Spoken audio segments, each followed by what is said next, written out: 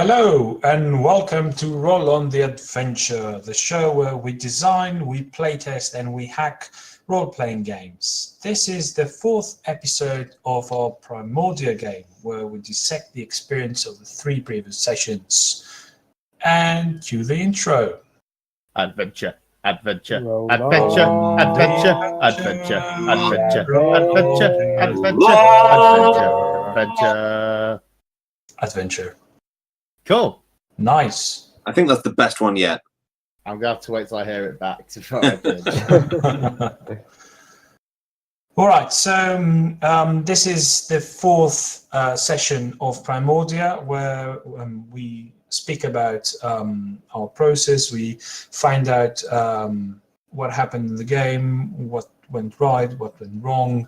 If there are changes we need to do, any sort of updates or upgrades or things we need to discard altogether. But let's give a few words about the experience overall. So how did you guys find it? Joel? I thoroughly enjoyed myself. I've maybe got like a few sort of queries. I'm still not certain we've nailed that Joker mechanic right, but everything else is just so much fun. It's so much fun just like building a world and then diving into it immediately, just to scrap it all over and start again with a complete new set. And building it collaboratively as well was absolutely fantastic. Chris? Largely agreed, yeah. For what was obviously a fairly thrown together game, it worked really well. Some of the possibly, if you wanted to make it more of a competitive game, possibly tighten up the point scoring. And as Joel says, the Joker mechanic, it functions, but it does feel a bit wibbly wobbly and might be something more there. But it was a hell of a lot of fun, and just being able to build a world together where you can fine tune the effect you're going for by changing what's in the grid means that you can get a lot of fun and do a lot of different things with it. Purple? Yeah, my main things are the point scoring kind of took a back seat for me, definitely in the second game. I was mostly going on what I thought my character was kind of going to do. Yeah, how much are they going to put into this? How likely are they to actually help? But I suppose that's not really a problem.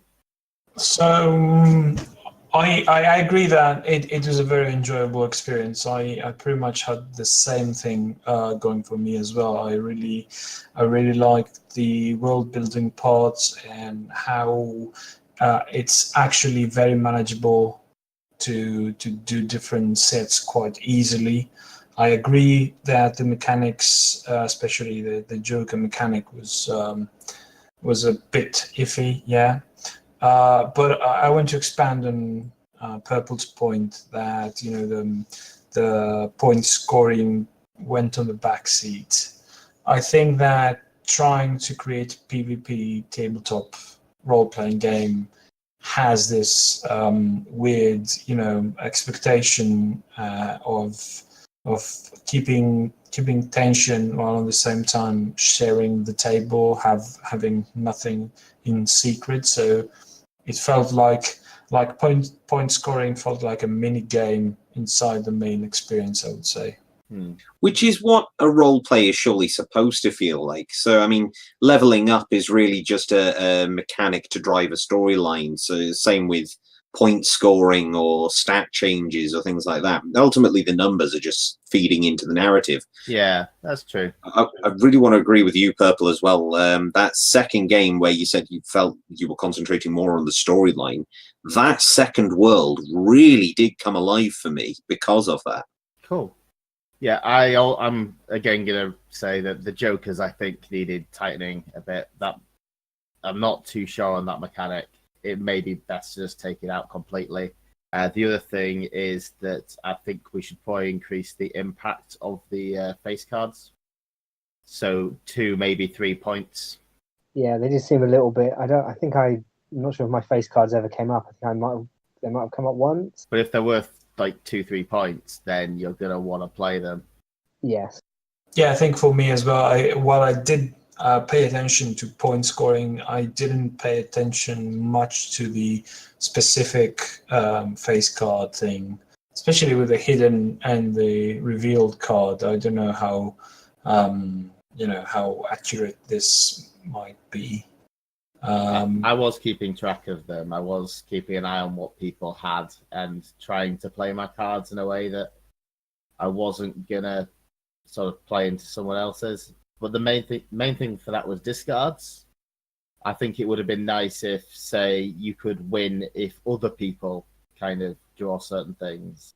So if you've got if you've got the king of a specific suit, then you get a point for each person that takes one of those cards.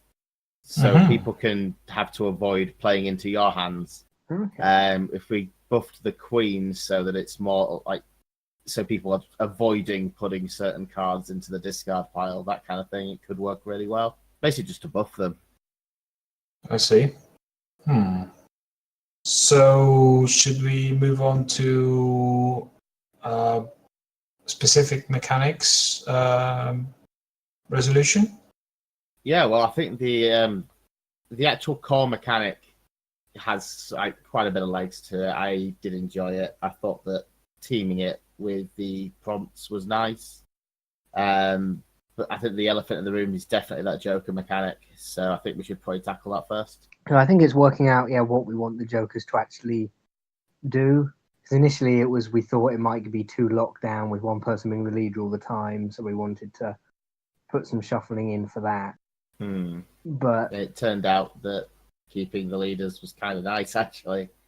Yeah, and I think in the second one we just flat out said it would swap every 3 or 4 rounds. 3 rounds, yeah. Yeah, so you're not locked into someone being the leader indefinitely.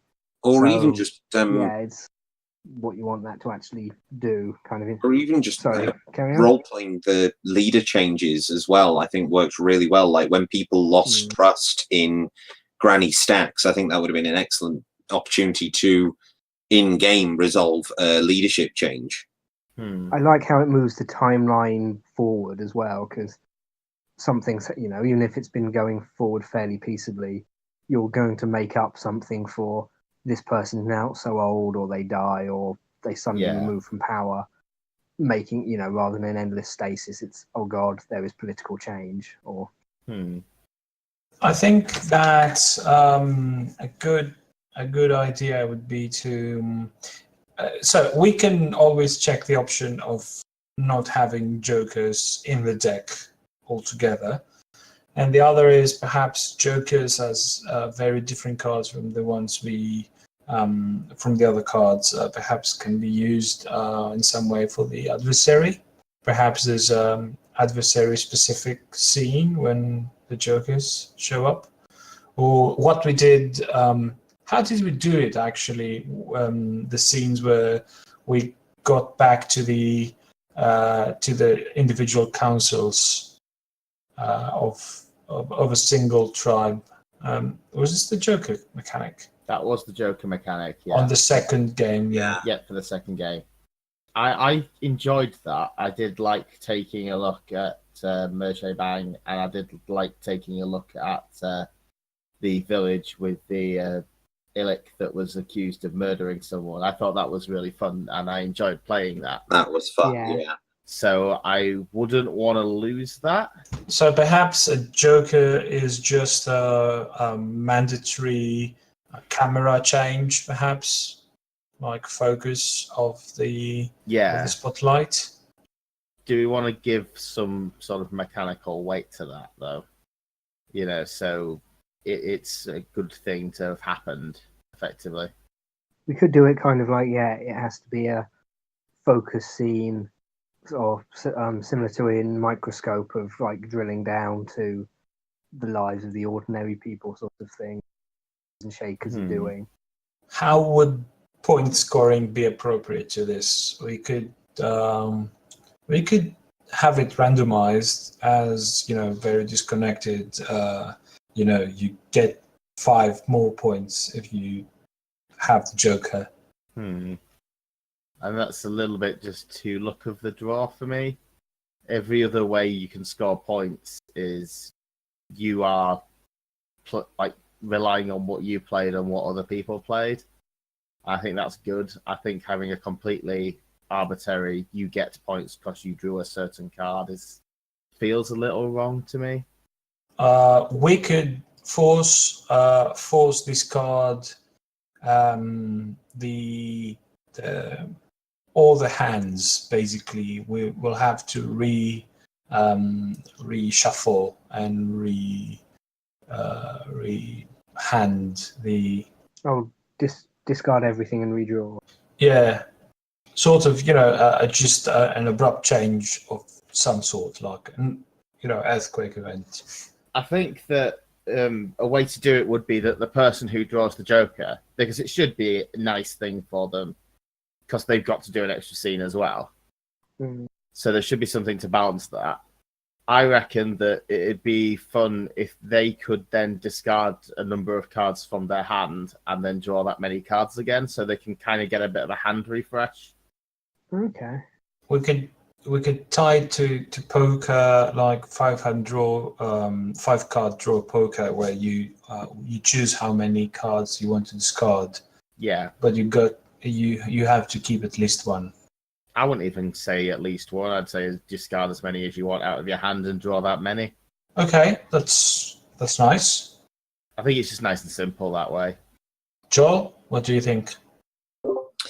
Yeah, I mean, I like the idea of the camera change. I'm not certain. I was considering suggesting throwing points to the Elder thing whenever the Joker is drawn, just to sort of raise the escalation and the sort of intimidation factor a little bit. That was the only thought that sprang to mind, really. That's true. I think that in both our settings, the adversary was sort of too imprisoned or too remote to be to have scenes of its own. Yeah. Do you think that has more to do with the way we designed the worlds? Because it's certainly in that first world, holding the council on top of its prison, and certainly, I mean, I'd like to think that having my race sort of corrupted by its influence made it that little bit more present. Yeah, it definitely felt it.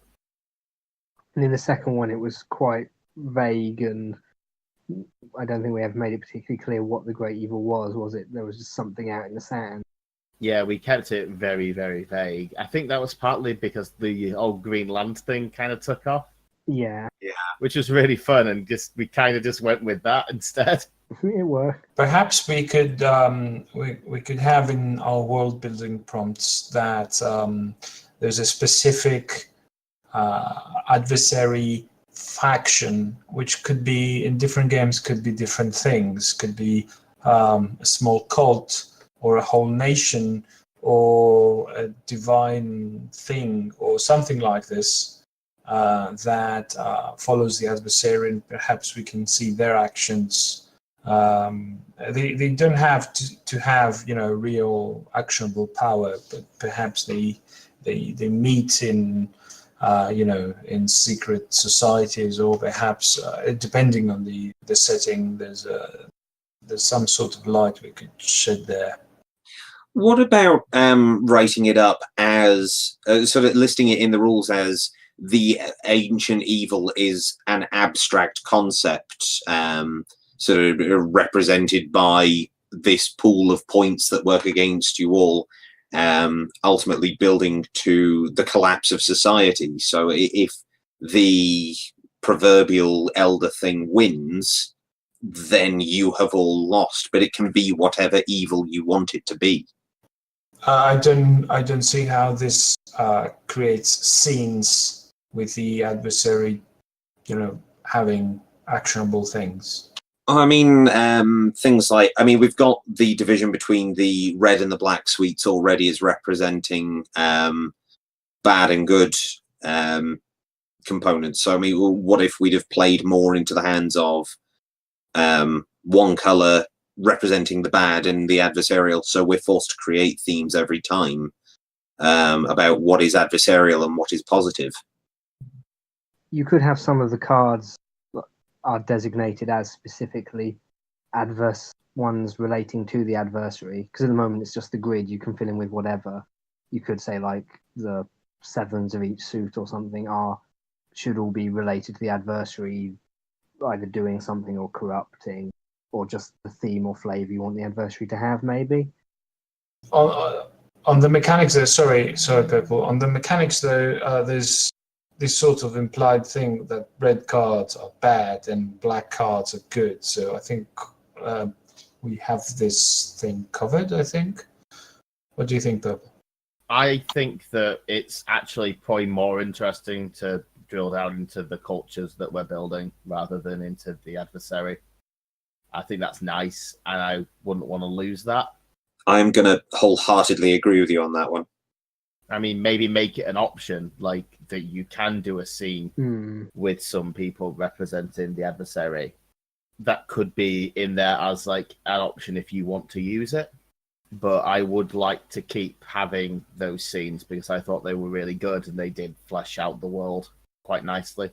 Yeah, because at the moment we've deliberately made it fairly generic of what you do and how you want to build it. Like if you wanted to make some of the suits all adversary related, you could. Or yeah, I mean, we made a setting one. Yeah. Likewise, you could kind of just ignore the adversary stuff altogether, other than there is some bad stuff. If you get too many bad points, it might not even be the adversary. It could be the races all end up arguing and going to war. And everyone dies, rather than there's an explicit thing. Yeah. So yeah, so Jokers, they let you change your hand. Are people cool with that? While at the same time changing the camera lens. Yeah, that you get a nice scene and then you get to change your hand. Yeah, I like that. I like that. Yeah, the focus scene is definitely cool. Yeah. Yeah, change your hand just to mix things up a bit. Yeah, I'd like to go with that if people are cool with that. Okay. Yeah. Okay, so another thing on specifics. So point scoring for face cards. I think personally, King should be 1 point every time someone wins a card of that suit. Like anyone wins a card of that suit. I had Kings once or twice, I think, and yeah, then just never got any cards of the same suit. Yeah, whereas it'll make people think twice about betting a card of that suit. Even if it's black and high, yeah. Yeah, because they could be giving points to someone else. Yeah, it'll make people just a little bit wary about it. I like that, and plays with the concept of kings in general. Like, yeah, sounds fine by me. Right. And so queens, I reckon we should bump the queen up to 3 points.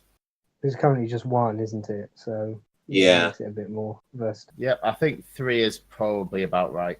Joel, any thoughts on that? Yeah, no, I agree entirely. I think 3 makes a lot of sense because as Granny Stacks, I was playing a queen and I was really struggling to sort of lift myself up above a handful of points. Yeah, I think that's a good thing. So yeah, about the average of what the adversary will be getting on any suit is about 3. So that should be not too bad.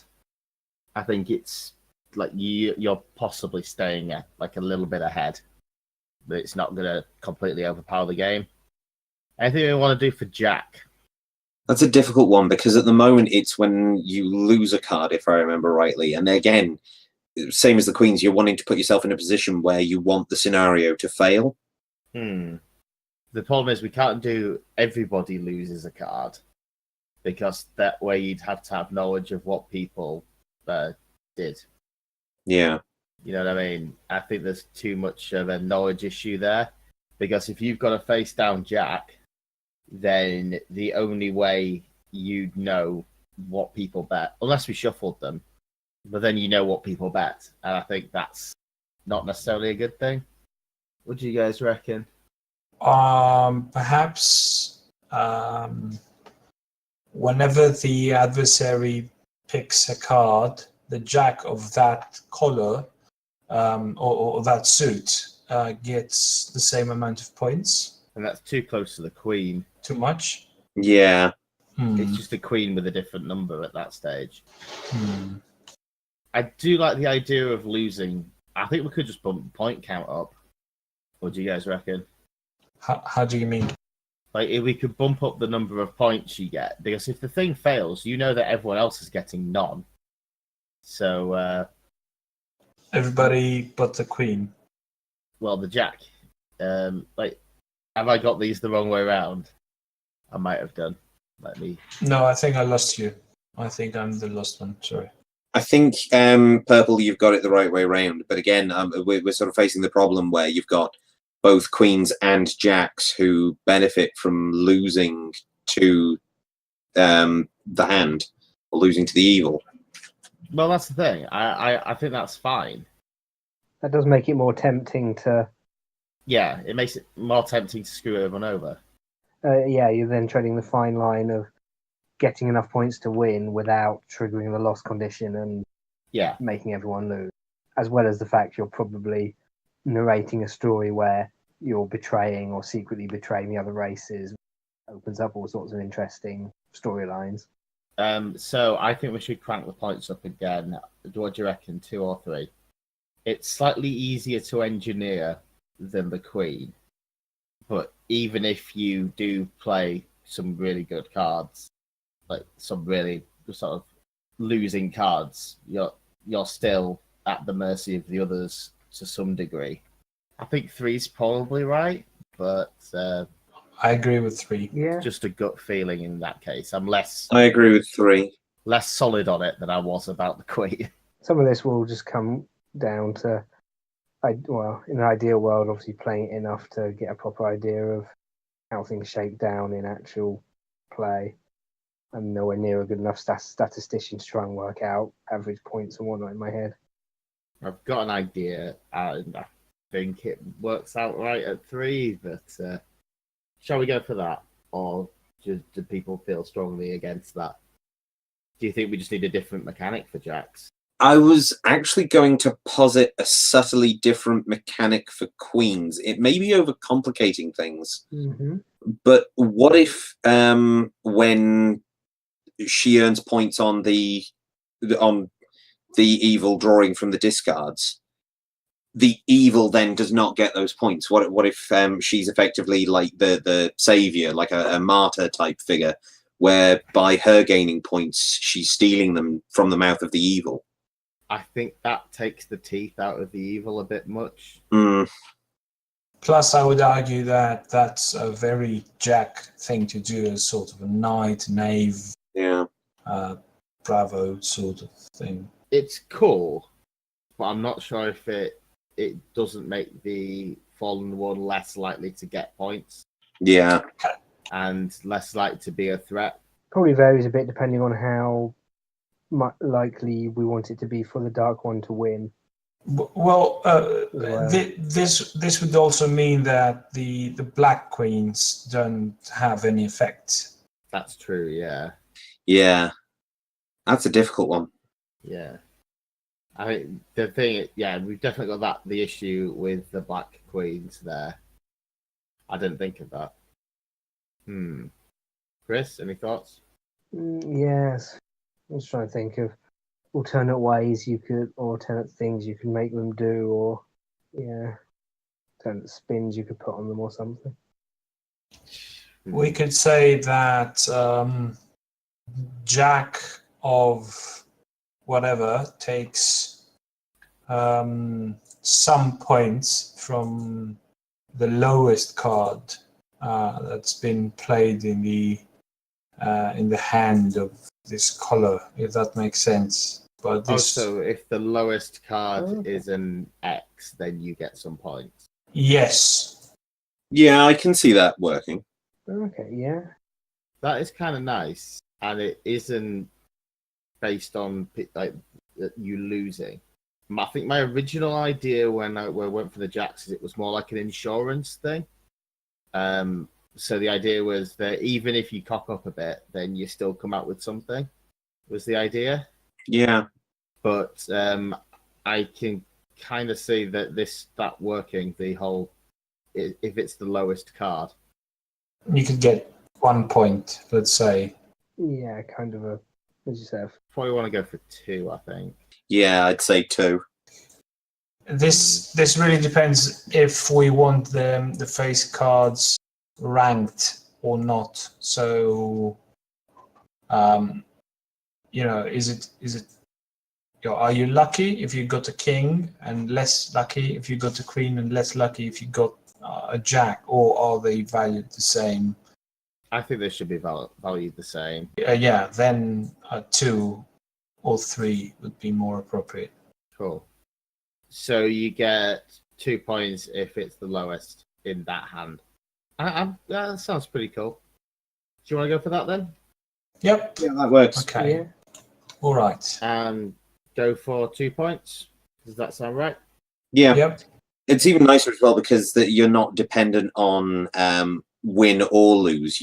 All you're looking for is for the right card to appear somewhere. That's kind of Yeah. cool, and I think that makes it nice and different for queens and kings. And to Demetrius's point, Yeah. it's a very Jack thing to do. It's a very knavish thing. So it's been the underdog, effectively. Yeah. Okay, no, that's cool. I like that. So I'm just getting things written down. So next, what do we want to do? Like, if we played it again, what would people want to do? Like, what would, if you, like, we were doing the setup again, what would you go for? In terms of world building, Yeah, like, would you play it again? I think we're probably all on yes. yeah, I was really thrilled. I was so one thing I wanted to comment. I did talk about it in the last game a little bit, but I reserved most of it for now. Was that I've played a few games where people are expected to collaboratively come up with a living world, like do world building extensively. And I think that actually Primordia was the easiest one for a newbie player to manage and to have cool ideas, because the first decision is just four keywords. So you have the 4 suits and you assign a keyword to these, and then you just go brainstorm. It's very structured and very, very accessible, I think, to newbies, and I really enjoyed that. I'd be very curious to put it in front of a newbie just to see how they coped, truth be told. I would as well, actually. I think it'd be a nice test of it. I don't know, like I've played Microscope with newbies. It was an all right experience. I've played Microscope with people who are really versed in role-playing games, and it's actually much better. Fate has similar issues. Like, I think it's not very accessible to people who it's their first time doing this. But if you just have to come up with 4 things, no pressure, and then you add into it gradually, it's really nice. The main hurdle tends to be, some people just, when put on the spot, kind of freeze up creatively. The mechanics are really easy. It's just sometimes when it's, okay, now think of some words for this or that are on theme. Sometimes it can be hard to kind of actually come up with stuff. Yeah, I think Fate rewards you bringing stuff to the table. Yeah. I've definitely found that. So that's one area where I think having you guys, partially as experienced world builders, but also having the keyword prompts and things like that sat in a document that we were all editing simultaneously, made it a lot easier for me to fill in gaps. I think if you'd put that grid in front of me when I was on my own, I'd have struggled to fill it in a day, whereas between the 4 of us bouncing off each other and sort of promoting ideas amongst each other, and I think that kind of atmosphere could really help a new player. Yeah, it took us, a little over 5 minutes to do. Yeah. Thereabouts. That's the bit that we cut, listeners. So which is sad We didn't want to, because it's us all just talking at once, going, what about this? What about this? What about this? it was one of the most fun parts, and it's kind of a shame we had to cut it because without the visual of the graph in front of everybody to see, it wouldn't have made any sense. But it was one of the more entertaining parts for me. I did enjoy it. It's very good for kind of slight tweaks for like what type of world you want. So like for the second one, we very much went for kind of the deserts, lost sites in the desert, all that kind of thing. Or whereas the first one was a bit more generic fantasy, which sitting down just discussing amongst yourselves, you're kind of priming where it's going to go. Yeah, it was definitely valuable. I wouldn't want to play it with like a pre-made grid. It might be useful to have like one or two just to here's some sample ones, but yeah, a lot of the fun is from Definitely. filling that in so you can fine tune what type of game you want. We could sort of ship the game to our audience with the second sort of world, as I think it was more fulfilling. As a, here's a sample one. Here's the one we did. We could publish our actual chart. This could be. That'd be fun. I think that's a good idea. Yeah, I wouldn't want to just have pre-made grids though. Oh no. Because even if you were basing it on another body of work, you'd still want to fill it in, I think. Because that way you make sure you're on the same page about what matters. Yeah. So you could quite easily do something similar, like say if you just wanted to do something like inspired by Pagana or something like that. But do you want to like focus on like the priests, or do you want to focus on kingdoms, and or do you want to focus on like people's interactions with the gods, stuff like that? Like making sure everyone's on the same page is kind of important. All the gods but one. And I think that this is a good tool to do that, like to prime that. It was like Microscope has the whole palette and yeah, and what themes you want and what things are banned or shouldn't really be present. The palette. Yeah, which depending on how, given this one's, what's the recommended time for Microscope? Is that meant to be a couple of hours or longer? I've only ever done short games. It's a couple of hours. The one I did at Games Expo was 4 because of the slot sizes, and that went very weird because Amy decided to put on the palette unicorns, and then it just went crazy from there. So for those that haven't played it, Microscope's basically a game where you kind of define a high-level storyline, I guess, and then you fill in that timeline with various time periods and events and stuff happening. But as we were just discussing at the very beginning, you kind of say what overall type of theme and storyline you want and anything that would be inappropriate. Yeah. So like the last time I did it, it was like a superhero type story, but we explicitly said like no time travel, no resurrection, a few other things that were just off the table for that story. Yeah, mine ended up as steampunk rock and roll unicorns. That's very you, Purple. I did not push that as well. That's the best bit.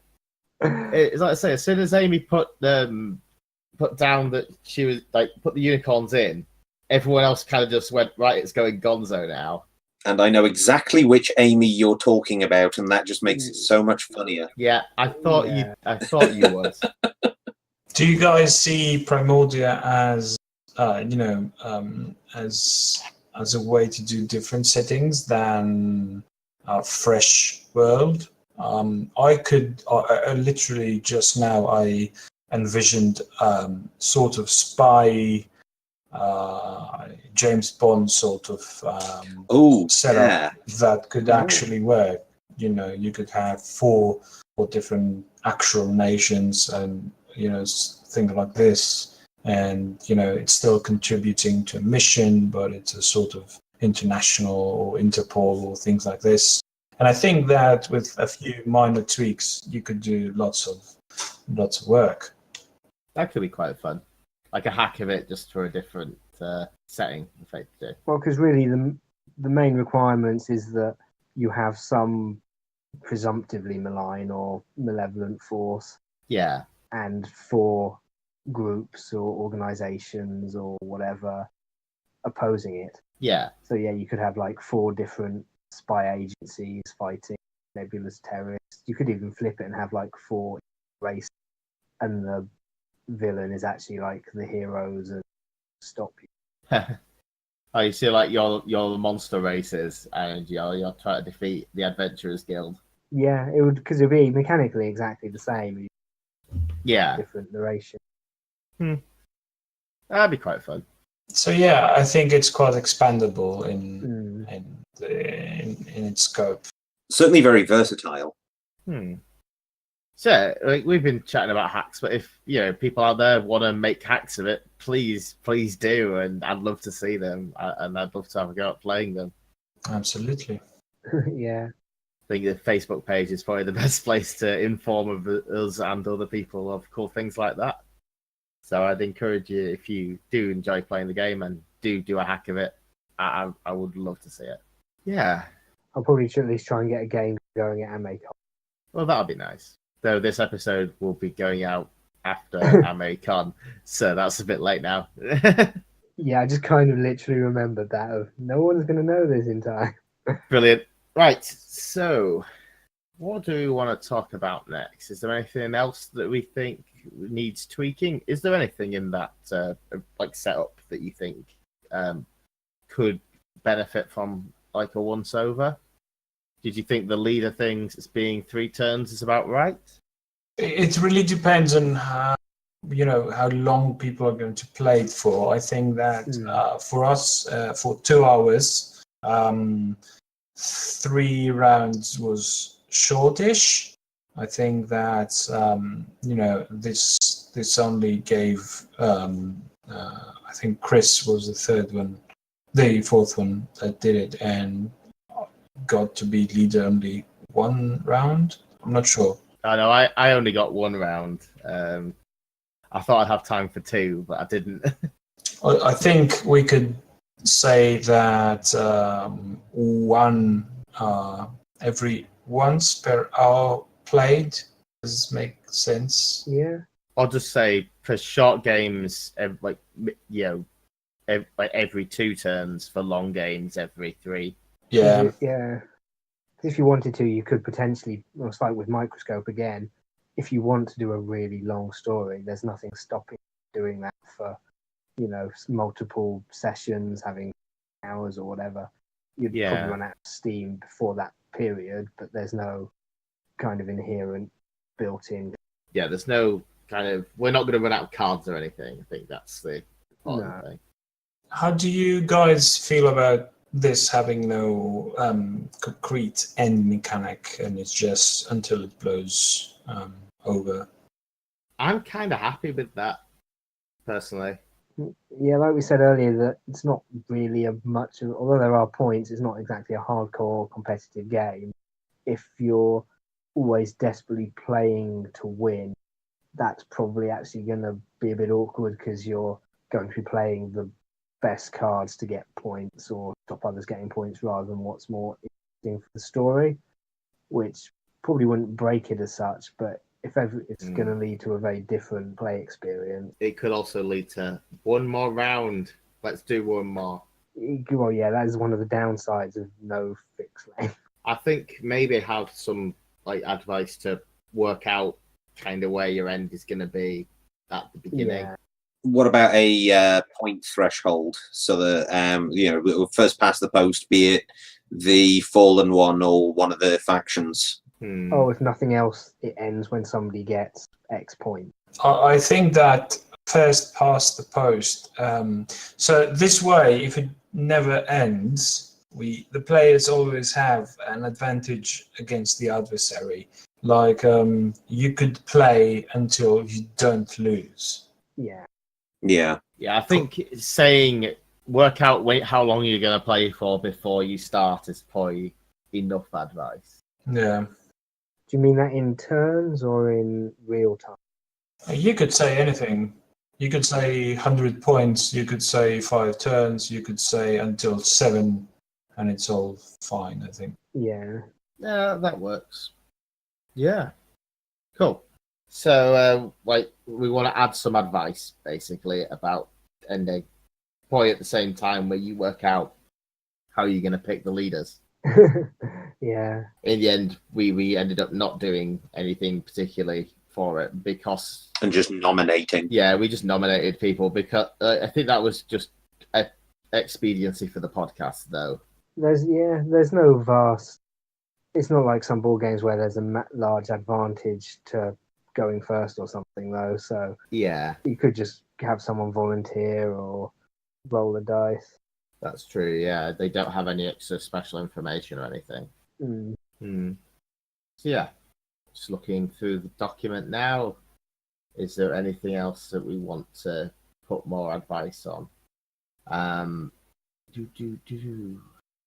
One thing that we should encourage people to if you plan to use this in conjunction with another game, we could sort of help people do that. Does it make sense? Like if someone wants to play a certain scene with a different system, like you play out what happened with D&D or Pathfinder or any other fantasy system. How do you guys feel about that? Using this in conjunction with something else? Oh, definitely, yeah. From a personal point of view, I quite like to use it sometimes just with my own group, just as kind of session one. We do this to set up like the backstory and the various factions and groups. Yeah, exactly. So the players know what they are and have a bit more investment than either just info dumping on. There's this world and these groups, and you don't actually know or care. Yeah, because they've obviously built them. I am quite prepared to sit and create all of the races we made from session 2 as D&D 5th Ed races if everybody's interested.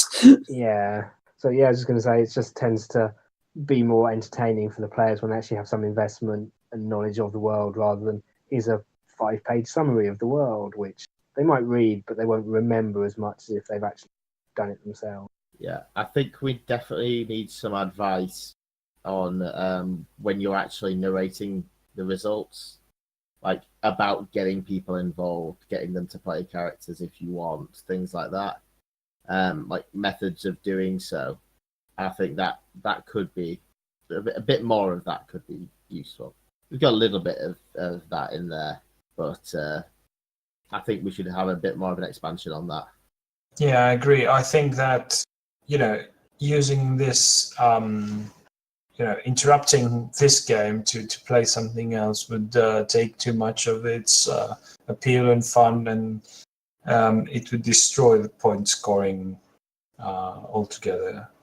But because I really like the speed of it, that you wait for the next round, you got a bad card, you discard it, and then you wait for the next shuffle and new cards and things like this. I really like the sense of excitement when.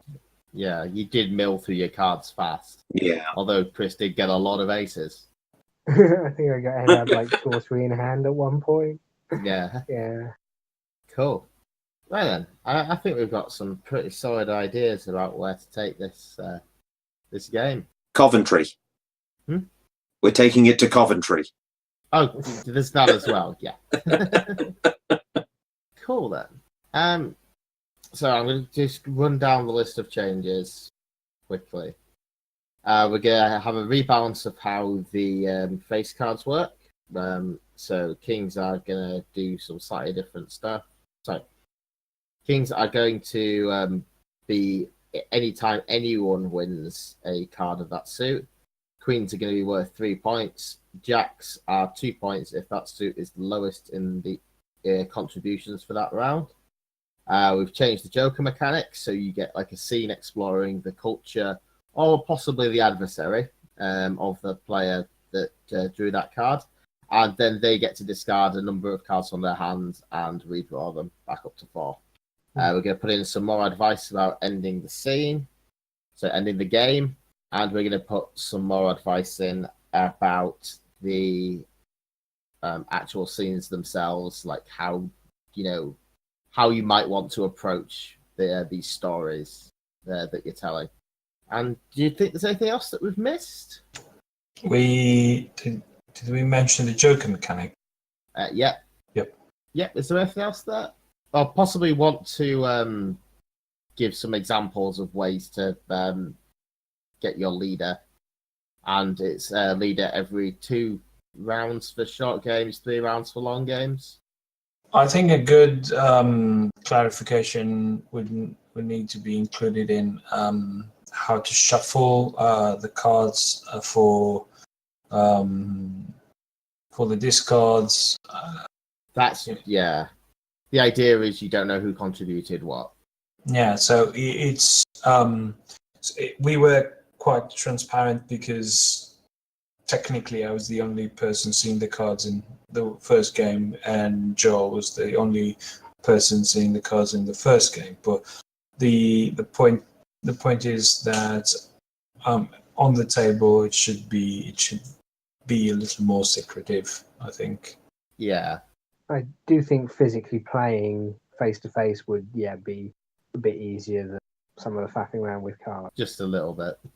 Be curious to see how playing face to face changes the entry form, the keyword creation step, because using a doc was, I think, probably easier than grabbing a bit of paper and like passing it around. That is probably true, actually. Yeah, I think both have got their advantages and disadvantages, but I'm certainly curious to see how it changes.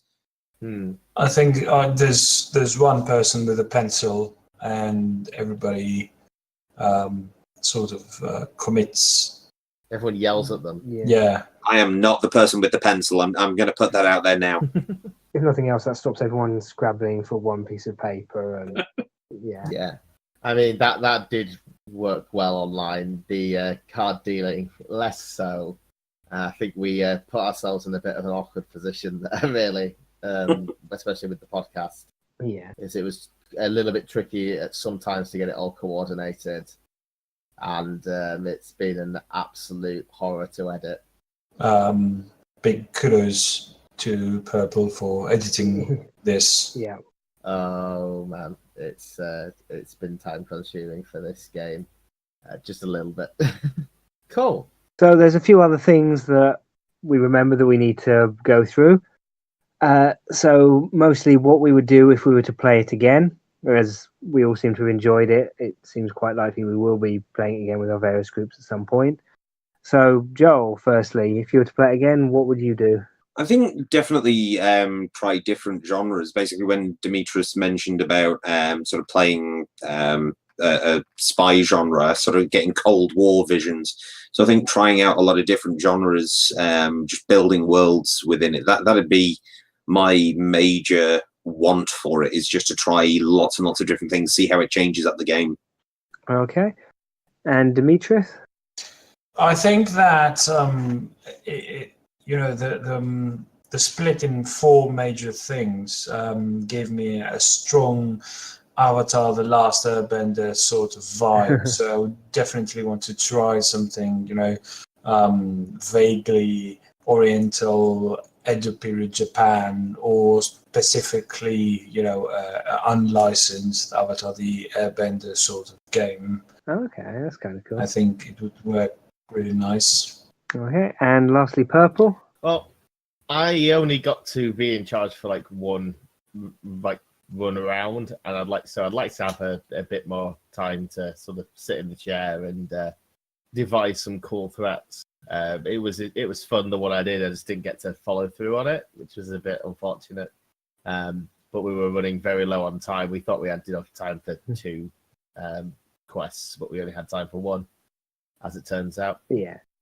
Okay. But I'd like to try a longer game of it. I think it could be really interesting to see how that changes things up. What do you guys think about that? Yeah, I think that I was kind of disappointed when we had to finish. It's a really nice game. It keeps you hooked. I think it has, in terms of general psychology, it has a good reward system for investing your time in this. You get a lot out of it, either in the point scoring or in the role playing, or in the world building, and I think all of this is very satisfying. So yeah, I would definitely try for longer games. I think Yeah. there's like when I was in uni, I had to travel to where I studied on a boat, and it was about 8 hours journey. And this game would be fantastic if we had it, very long trip. Mm. It would be amazing because you don't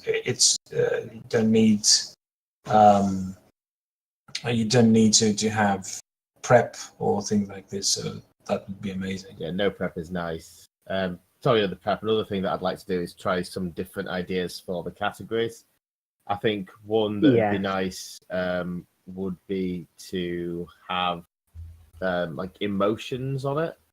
Okay. So like just have a variety of different emotions. I think that could be quite fun. That'd be quite an interesting game because you wouldn't have much to feed the kind of specific events or plots beyond what you make up, but you'd kind of have, this is a happy season, or this is melancholy tinged with some optimism or something. Here's some grief, that kind of thing. I think that could be really fun. Yeah. To try play out. How do you commit emotions though? Like, how do you think you would explain that? Oh, I'll put happiness into the mix. I think you need players that are a bit more willing to just make up all of the story themselves because the prompts literally just give you the mood and general tone in that instance, rather than like we were doing it with plot points of there's explosions and a giant snake, or there's a sandstorm or whatever. Whereas if you purely have moods, it's going to be a happy thing. It's up to you purely to make that up. So it'd be a lot. Yeah. From the prompts alone, it'd be a lot vaguer than the way we've been playing. Yeah, but I think it could be a lot of fun. Could present some interesting storytelling challenges. Like the Hydra slayed us all, but we were cheerful about it. Or you have like moments of happiness within something that's going wrong. Or like you set it up because you can reorder the cards however you want, like when you're playing them out. So you could go, oh right, it's everyone's in like high spirits. When they go out to slay this Hydra, because there's a load of them. They're very confident. They have like the king's put on a feast for them, so they're eating well. And there's like this big send off for them, and everyone's really happy that the Hydra's going to be slain. And then you contrast that with them all dying of its venomous blood. That could be really cool and make a really strong scene. There's also no actual requirement to use what's on the cards. They're useful as prompts, and you're probably going to use some of them. Yeah. But even when we were playing, there are quite a few times where we use like 2 or 3 out of the 4, not all of them. Yeah. So if you kind of had like happiness, joy, optimism, and despair, you might the despair ends up not being relevant, except for obviously the points on the card. Despair is always relevant. The other thing that I'd probably like to do is like do something like a bit more sort of live actiony with it. Maybe that could be quite fun, like acting out the scenes more quite physically. Yeah, to a certain degree, if you were around a table, you might well get some of that anyway. If you're describing your council meetings as we're sat at the High Council around a table, strangely just like this one, you might end up with similar effect. Yeah. Certainly there were a few occasions where I really wanted to bang my fist on the table for emphasis and couldn't because it would ruin the recording. That is true. Yeah, I could kind of feel that in a few places for a few people. You had to have done Purple in the first game. You were playing such an angry character. There had to have been moments. It was close, but we need to do some Foley for it, and I'm not that good at the editing process. No, it was a lot of fun, and but there are things that I definitely would like to try if I did it again, especially if I had a full 3 quest arc to do. Yeah, I think really trying to get my teeth into that would be really fun. I thought I was going to get 2, so I was going to set this volcano up, and then have like something slither out of it, and then you guys have to seal off what's causing all these changes to the ley lines. Okay. That's where I was going on that. Like the desert is fleeing because the climate is changing. Like that's kind of where I was going. And obviously the singers see that as this giant evil thing that's destroying them because they don't really like rain. Doesn't go well with them. But to the other, like to you guys, it was probably actually a good thing, like it's water, Mhm. it's that green land coming to you in a way. Okay. That's kind of where I was going to go with it. Yeah, it's almost as interesting sitting around kind of talking about if things hadn't happened, this is where, or the plot I was kind of nudging towards is quite interesting just for all the different storylines that can spawn or could have come out of it. What were you pushing when you originally went and threw your leader through that portal? Was it what happened, or were you aiming for something different? So the main reason for that, because I think one of the cards was the Whispers of the Dead or something.